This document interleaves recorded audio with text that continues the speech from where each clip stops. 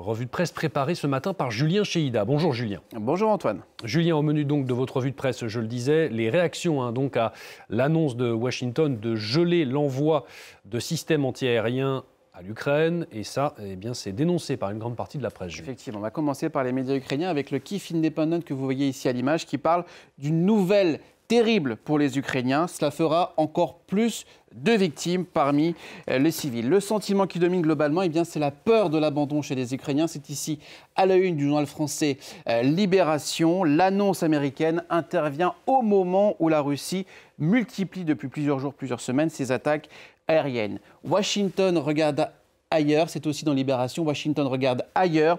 Et Moscou frappe encore plus. Il ne faut rien attendre des Américains, c'est aux Européens de faire rempart, nous dit Libération. Sauf que, Antoine, eh bien pour le monde, les Européens ne sont tout simplement pas en mesure de combler le vide laissé par Washington parce que produire de l'armement aussi pointu de manière aussi massive, eh bien ça prend du temps, tout simplement, ça prend plusieurs années. Et l'Europe n'est pas passée en économie de guerre. Il y a aussi certains pays qui sont confrontés à d'énormes problèmes budgétaires. C'est notamment le cas de la France. Deux réactions totalement opposées du côté européen. Vous le disiez à l'instant, ça s'est repris par le Guardian britannique ici.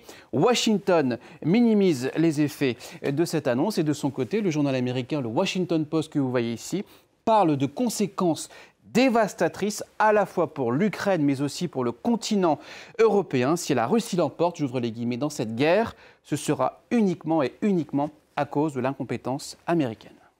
On en vient à présent à cette arrestation inédite en France cette fois. Julien, un jeune homme de 18 ans a été mis en examen et arrêté donc dans le cadre d'une affaire terroriste issue de la mouvance masculiniste. Il aurait projeté de tuer des femmes. Effectivement, le phénomène des masculinistes est dans les radars des services de renseignement français depuis plusieurs années. Le Monde parle d'une menace émergente d'hommes très jeunes, environ la vingtaine, qui prônent la haine des femmes. On connaît cette mouvance ici grâce au journal La Croix qui nous donne un peu d'analyse. On connaît cette mouvance sous le nom d'incel ou incel, qui est un anglicisme créé à partir des deux mots célibataire involontaire. Ce sont, pour résumer simplement, des hommes célibataires qui reprochent aux hommes de ne pas vouloir d'eux. C'est un terme qui a été repris au courant des années 2000-2010 environ par les masculinistes, une mouvance d'extrême droite, des hommes qui sont persuadés que le féminisme est allé trop loin et que les femmes mettent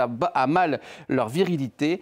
La nouveauté, et c'est ça qui inquiète notamment les autorités françaises mais aussi étrangères, eh bien, c'est que ces hommes sont de plus en plus enclins à passer aux actes violents. C'est déjà arrivé notamment au Royaume-Uni ainsi qu'aux États-Unis.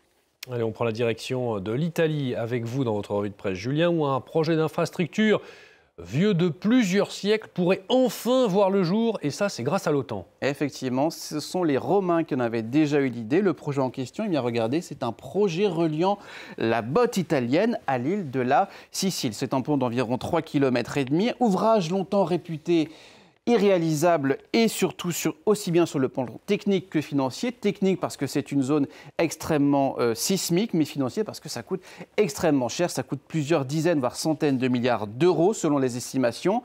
Berlusconi avait relancé le projet et dernièrement, c'est le gouvernement de Giorgia Meloni qui, en 2023, avait remis ce projet sur la table. Et aujourd'hui, on apprend que grâce à Courrier International, on apprend que le gouvernement de Giorgia Meloni souhaite, écoutez bien, l'inclure dans les dépenses militaires de l'Italie. Autrement dit, il répond à des raisons d'intérêt public majeures, mais aussi militaires. Pourquoi ? Eh bien, c'est Politico qui nous en dit plus. Regardez ici, dans son engagement, on consacrait 5% de son PIB à des dépenses militaires d'ici 2035. Ça, c'est ce qui avait été dit au dernier sommet de l'OTAN. Eh bien, Rome envisage d'inclure la construction de ce pont jugé stratégique pour les troupes de l'organisation atlantique, ce qui faciliterait la levée de fonds pour financer ce projet pharaonique. Alors là, on est sur une estimation d'environ 13,5 milliards d'euros. C'est donc un vieux serpent de mer dont rêvaient les Romains il y a déjà plus de 2000 ans, sauf qu'à l'époque, l'OTAN n'existait pas. Soyons plus sérieux avec ce commentaire de la gauche italienne.